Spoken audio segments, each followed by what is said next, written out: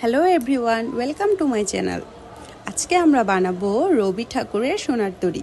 আর এই তরী বানাতে আমাদের লাগবে যে কোনো 2 রঙের কালার পেপার।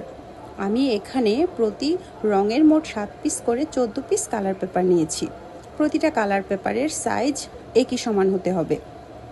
তারপর কালার পেপারগুলোকে আড়াআড়িভাবে বিছিয়ে আমরা একটা শীতল পাটি বানিয়ে নিব।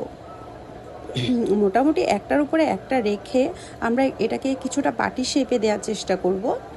তারপর পাটি বানানো হয়ে গেলে আমরা এই পাটির এক প্রান্তগুলোকে একসাথ করে স্টাবলার করে নিব।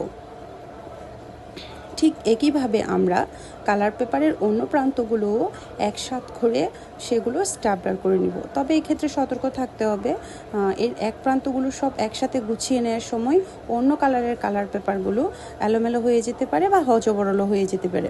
তাই আমরা খুব সতর্কভাবে অন্য প্রান্তের কালার পেপারগুলো সব একসাথ করে নিয়ে স্টাবলার করে নিলাম। এরপরে আমরা অন্য কালারের যে কালার পেপারগুলো রয়েছে সেগুলোরও এক প্রান্ত এক করে স্টাবলার করে নিব। তারপর এর 2 প্রান্তগুলো আবার একসাথ করে আবারও স্টাবলার করে নিব। এরপর আমাদের যাতে পিনটা উপরে শো না হয় সেই কারণে আমরা এর নৌকার উপরে একটা প্রজাপতি বসিয়ে নিলাম। হয়ে গেল আমাদের রবি ঠাকুরের Sonar Tari. Thank you for watching my video. ধন্যবাদ সবাইকে।